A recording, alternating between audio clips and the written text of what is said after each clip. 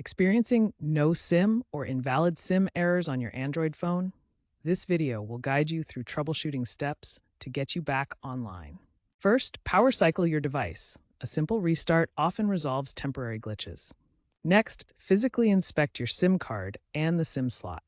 Remove the SIM, gently clean the gold contacts with a soft, dry cloth, and ensure it's properly seated in the tray. If you have a dual SIM phone, test the SIM in the other slot. If the issue persists, software might be the culprit. Rule out app interference by booting into safe mode, usually by long pressing the power button, then long pressing the power off option.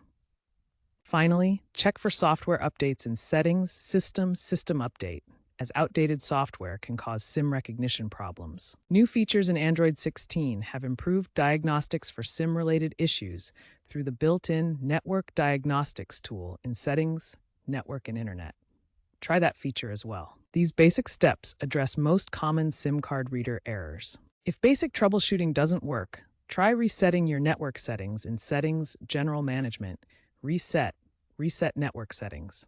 This clears Wi-Fi, Bluetooth, and cellular settings, potentially resolving conflicts. For persistent issues, consider using the *#*4636 #* code in your phone dialer to access hidden menus and check SIM status. You can also try third-party apps like SIM Toolkit for testing. If you suspect hardware damage, especially after water exposure, professional repair is often necessary. Slot replacements can cost $50 to $100. Looking ahead, the trend is shifting towards eSIMs, embedded SIMs that don't require a physical card. Many new Android flagships, like the Google Pixel 9 series, prioritize eSIM. While this reduces physical reader errors, activation issues can still occur.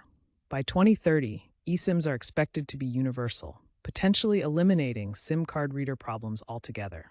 Until then, understanding these fixes can keep you connected.